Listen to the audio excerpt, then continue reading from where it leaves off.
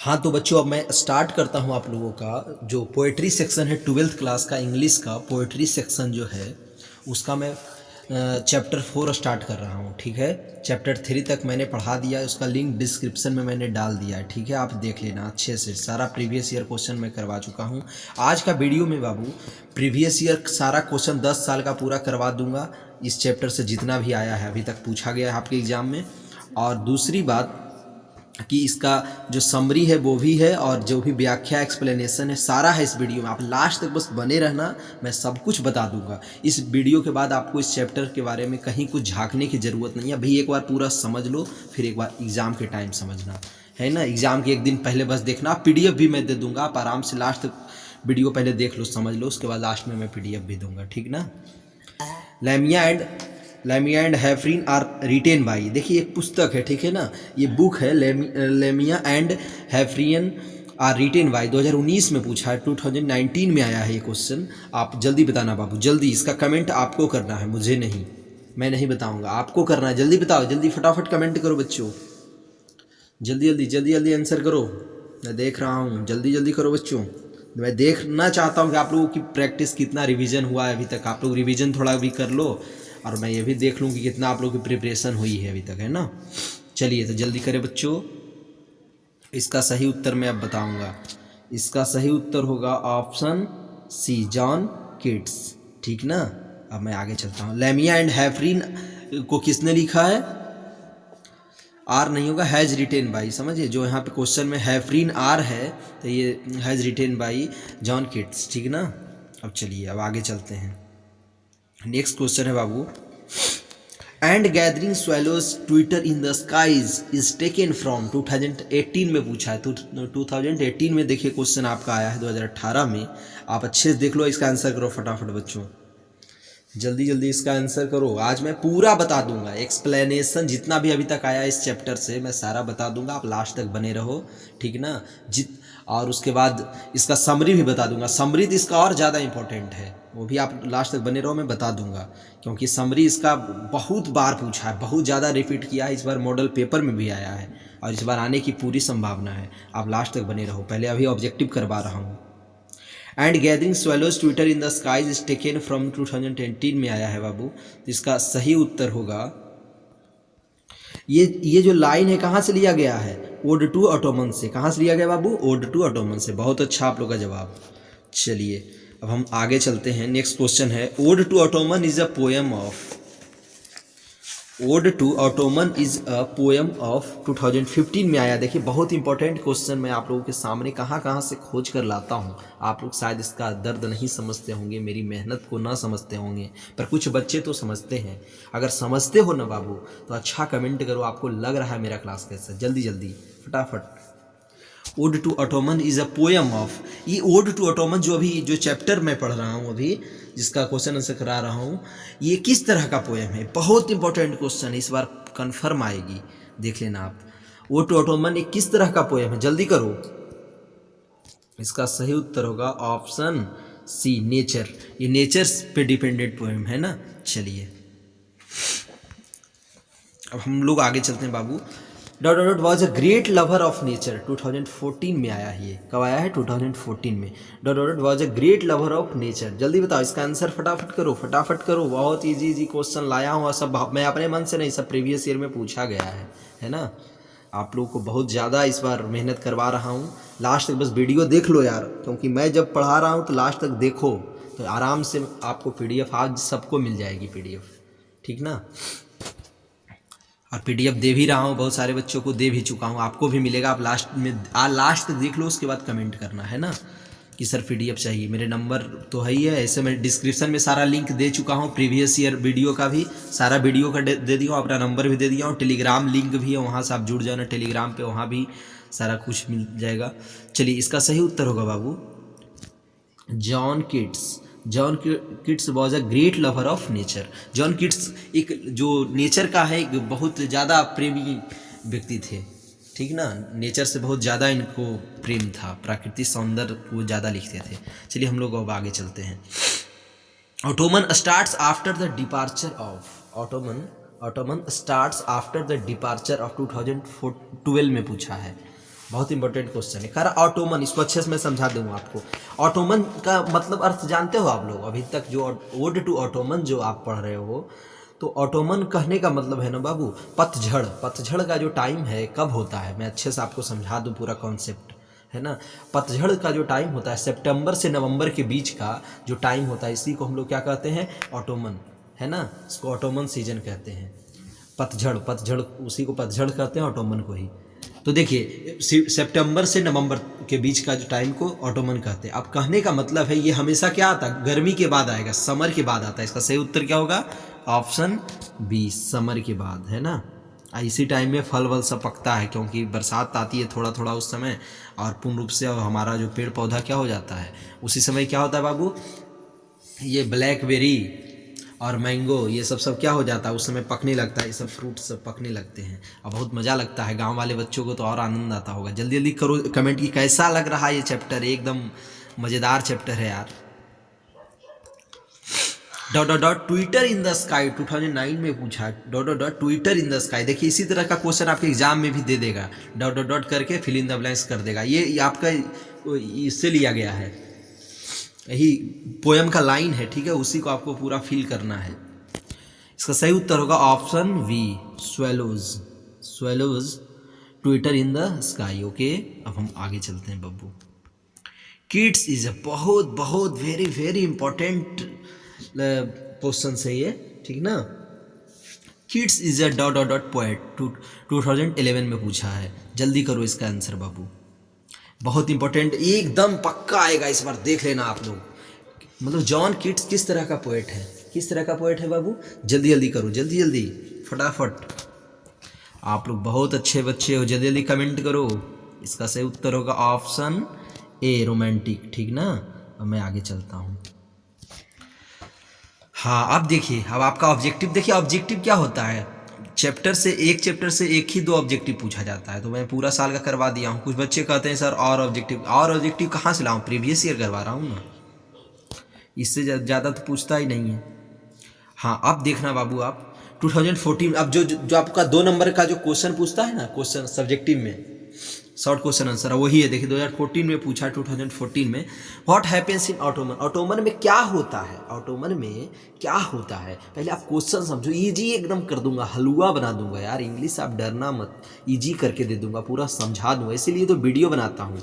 ऐसे आप लोगों को लग रहा होगा PDF से सर दे देंगे सर, उसके बाद हम पढ़ देंगे, ऐसा नहीं है बाबू। वीडियो देखो आप लास्ट तक, पूरा समझ जाओगे। अभी नहीं देखोगे ना तो फिर कभी ना, अब क्या 7-8 दिन बचा है, 7-8 दिन है। जो भी वीडियो आधा घंटा भी का भी अगर वीडियो आता है, सबको देख लो मेरा वीडियो, क्योंकि सारा प्रीवियस ईयर है और यही सब लड़ेगा इस बार, सब आएगा, देख लेना आप। Ottoman is the season of soft and sweet fruits in abundance. In this season the fruits ripe and flowers grows. कह रहा बाबू ऑटोमन में क्या होता है, पतझड़ के टाइम में क्या होता है, अच्छे सबसे मैं 2014 में पूछा है। इसका उत्तर है Ottoman is the season of soft and sweet fruits in abundance. कह रहा है कि ऑटोमन जो है एक सीजन है, ये किस तरह का सीजन है, किस तरह का मौसम है, एक सॉफ्ट मौसम है, बहुत अच्छा महसूस होता है इस टाइम में।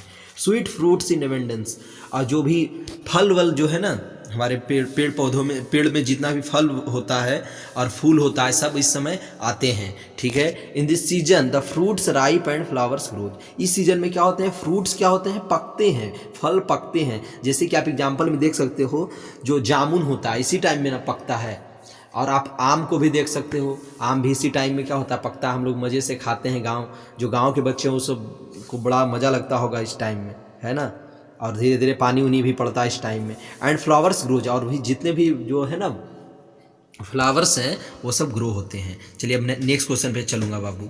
How do the sun and summer help in ripeness of fruits in autumn. हाँ इस क्वेश्चन पहले आप समझो, 2016 में पूछा है, इसको अच्छे से पहले समझ लो। बॉस के साथ पढ़ रहे हो भाई, अच्छे से पहले समझा दूंगा आपको, है ना। और आप अपनी लैंग्वेज में लिख देना, PDF भी मांग लेना, आप लास्ट तक देख लो पहले, PDF भी हम आपको दे देंगे, पूरा अच्छे से आप पढ़ लेना। How do the sun and summer help in ripeness of fruits in autumn. कह रहा ऑटोमन पतझड़ के मौसम में, ऑटोमन के मौसम में जो है ये गर्मी मतलब सूर्य और उसकी गर्मी कैसे सहायता करती है फ्रूट को पकाने में, ठीक है ना, फल को पकाने में। वही कितना इजी है। पहले आप क्वेश्चन समझ गए, आप देखो आंसर बताऊंगा।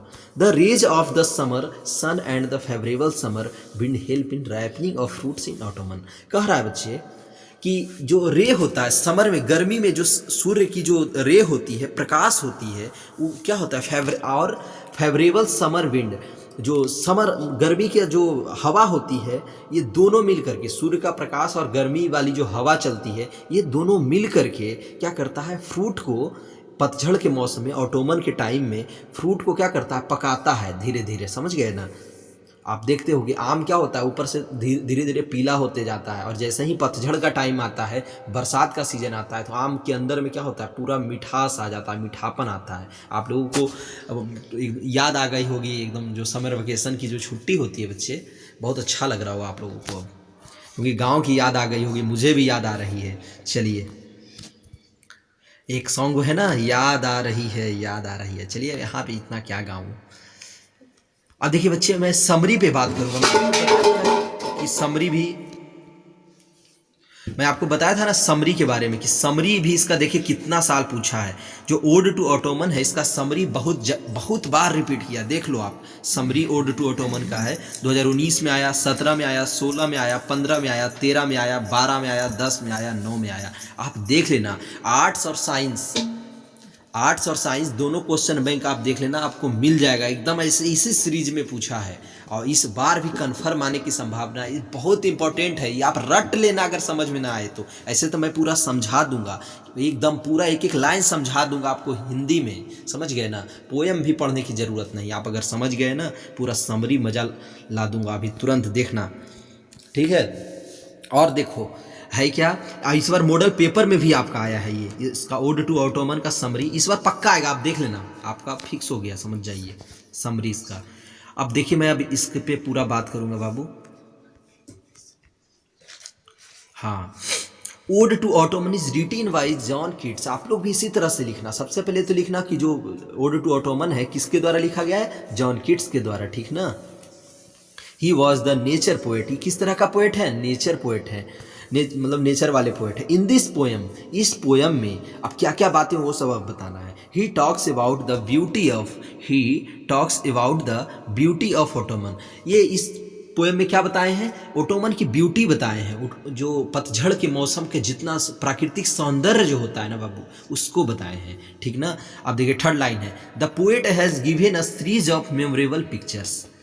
कह रहा है पोएट जो क्या किया है यहाँ पे, जो यादगार जो पिक्चर होता है हमारे मन मस्तिष्क में जो बना होता, उसको एक सीरीज के साथ, एक क्रम के साथ पोएट ने इसमें दिया है कि कैसे कैसे पतझड़ में होता है। पहले पेड़ में फल आते हैं, फिर धीरे धीरे फल पकता है, उसमें मिठास आता है, फिर हम लोग आम जामुन वगैरह खाते हैं, फिर है ना, इस तरह से एक सीरीज के साथ बताया, क्रम के साथ बताया है पूरा। मेमोरेबल पिक्चर्स मतलब याद आती है हम लोग चीज़ें अगर इसको अच्छे से पढ़ेंगे तो। अब फिर है देखिए फोर्थ लाइन है, he says that Ottoman is the time when leaves and fruits grow on trees. और फिर कहा जा रहा है कि ऑटोमन एक ऐसा टाइम होता है बाबू कि जिस समय क्या होती है, व्हेन जब पत्तियाँ मतलब पेड़ों में पत्तियाँ और फ्रूट्स ग्रो ऑन ट्रीज, मतलब ट्रीज में पत्तियाँ और फल दोनों क्या होते हैं, उगने लगते हैं, आने लगते हैं। This is a pleasant time. Pleasant means क्या होता है ना, देखिए प्लीजेंट मतलब होता है सुहावना समय होता है। ये कैसा समय होता है, सुहावना समय होता है। मैं फिर से बता दे रहा हूँ, ये जो टाइम है ऑटोमन का,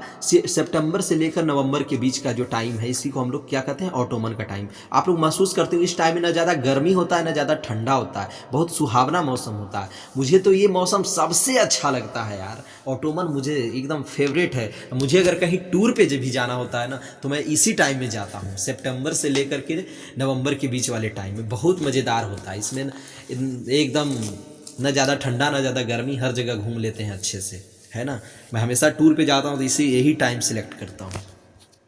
द विंड डैट, अब देखिए लास्ट लाइन है बाबू, the wind that blows in the season is quite favourable. और इस समय की जो हवा होती है वो भी क्या होता है, पूरा सीजन में और ज़्यादा क्या करता है, और अच्छा बना देता है। इस समय की जो हवा होती है एकदम ठंडा ठंडा हवा चलता है और अच्छा लगता है ना।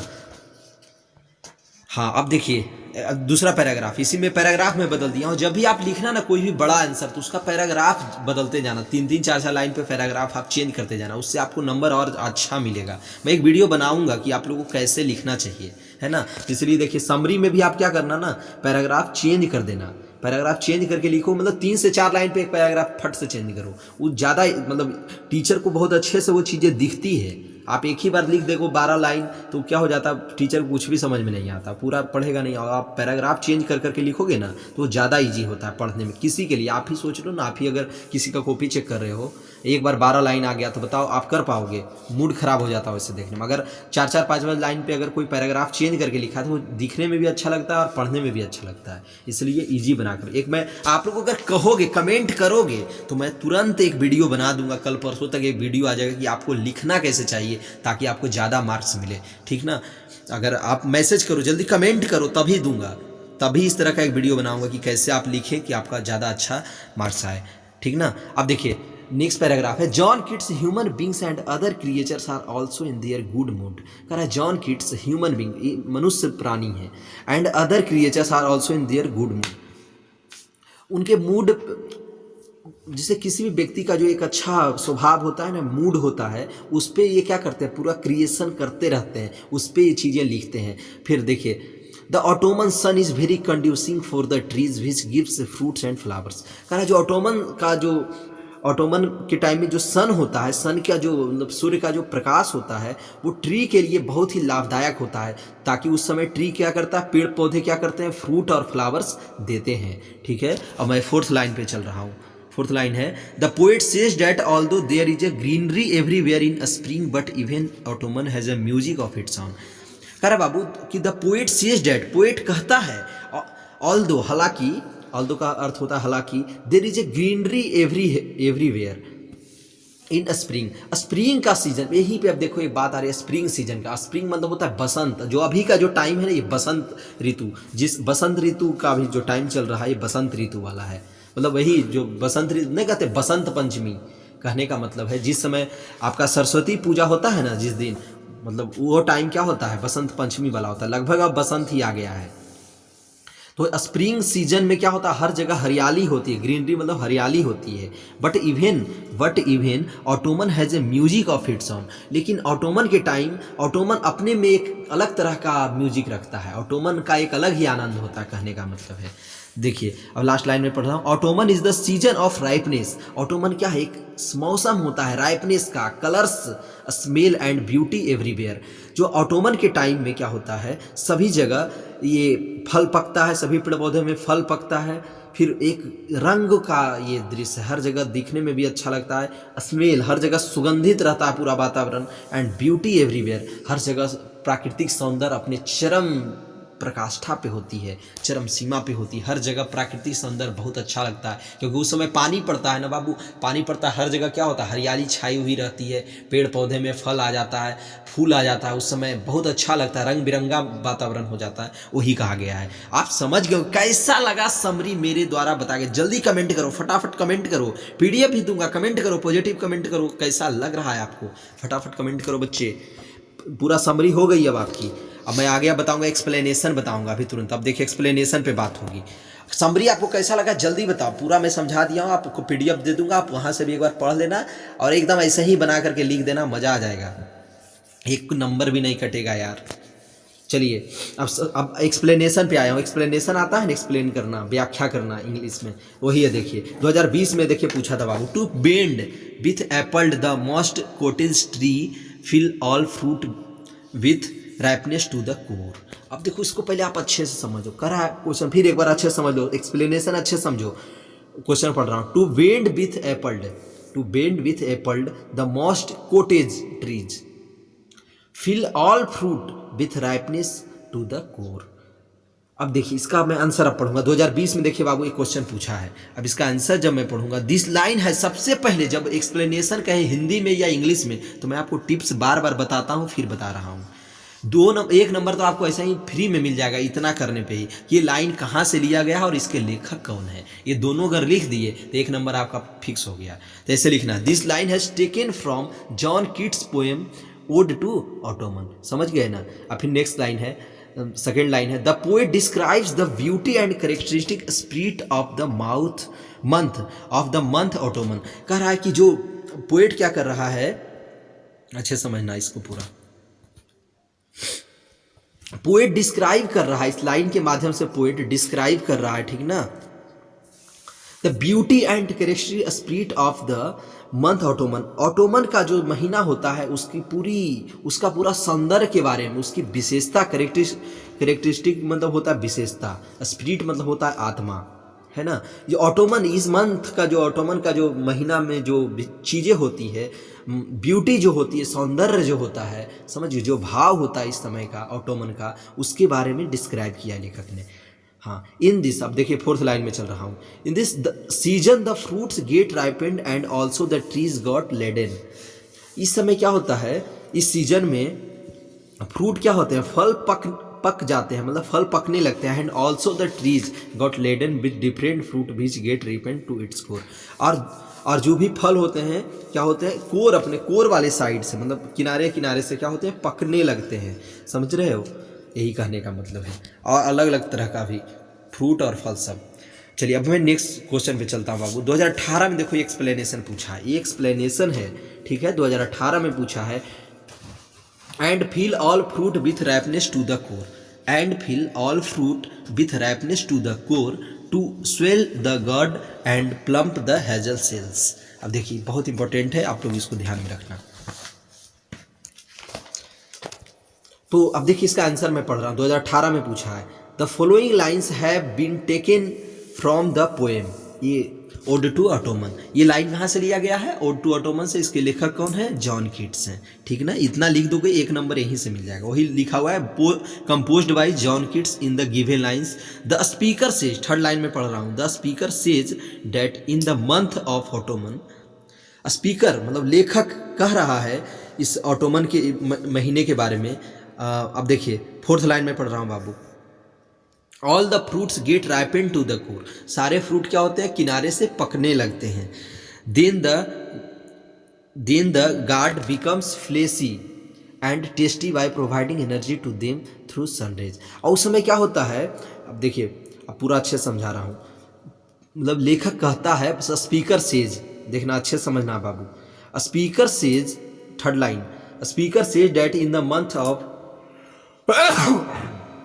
ऑटोमन ऑल फ्रूट, जितने भी फ्रूट होते हैं वो क्या होते हैं, कोर साइड से पकने लगते हैं, क्योंकि उस समय प्रोवाइडिंग, देखिए, gourd become fleshy and tasty by providing energy to them through sunrays. मतलब सन का जो प्रकाश होता है, सन की जो किरणें होती हैं उस फल पे पड़ता है, और उस समय एक पूरे फल में एक तरह का अलग तरह का स्वाद, टेस्ट और एनर्जी मिलता है, ताकि उससे फल में एक मिठास आ जाता है और फल क्या होता है, पक जाता है, ठीक ना। अब आगे चलते हैं, नेक्स्ट क्वेश्चन 2015 में पूछा है, season of mist and mellow fruitfulness the thatch eaves run, 2015 में पूछा। देखिए इसको मैं अब पढ़ रहा हूँ, these lines have been taken from the poem ode to Ottoman.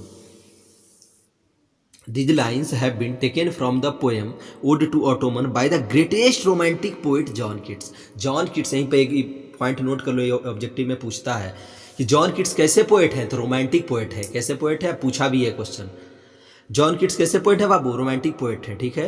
और आपको लग कैसा रहा मेरा वीडियो, जल्दी कमेंट करो, जल्दी कमेंट करो, जल्दी जल्दी। और वीडियो अब थोड़ा सा और है, 1-2 मिनट, आपको पूरे अच्छे से करके समाप्त हो रहा है 2 मिनट में, ठीक है। और आप PDF मुझसे मांग लेना बाबू, आप टेंशन मत लेना, मैं सर हूँ, जब तक आपके पास है टेंशन मत लेना, मैं लास्ट तक सारा कुछ पढ़ा दूंगा, एक भी नंबर कहीं कुछ छूटने वाला नहीं है, टेंशन मत लेना बस आप। हिंदी इंग्लिश दोनों पे काम कर रहा हूँ, प्रीवियस वीडियो जितना है सब डिस्क्रिप्शन में लिंक दे दिया हूँ, आप मुझसे जुड़ देना। PDF के लिए आप मुझे मैसेज कर देना, और ये वीडियो सबके पास पहुँचा दो, 12th क्लास का जितना ग्रुप है आपके मोबाइल में, दोस्त है, सबको भेज देना ये वीडियो, ठीक ना बाबू। आपका बस इतना ही काम है कि सर का सपोर्ट करना, और मैं आप लोग को PDF दूंगा, अच्छे से पढ़ा ही रहा हूँ। अब देखिए थर्ड लाइन है, here the poet gives a graphic picture of the autumn season. यहाँ पे पोएट क्या किए हैं, ऑटोमन सीजन का एक ग्राफिक पिक्चर दिए हैं। It is the season of mist and ripening fruits. ये सीजन कैसा होता है? मिस्ट होता है और रैपनिंग फ्रूट मतलब फल पकने का सीजन होता है। Autumn with the cooperation of this friend sun brings ripeness to fruit. Autumn क्या करता है? अपने सहयोग के लिए अपने दोस्त को, दोस्त इसका ऑटोमन का दोस्त कौन है? सन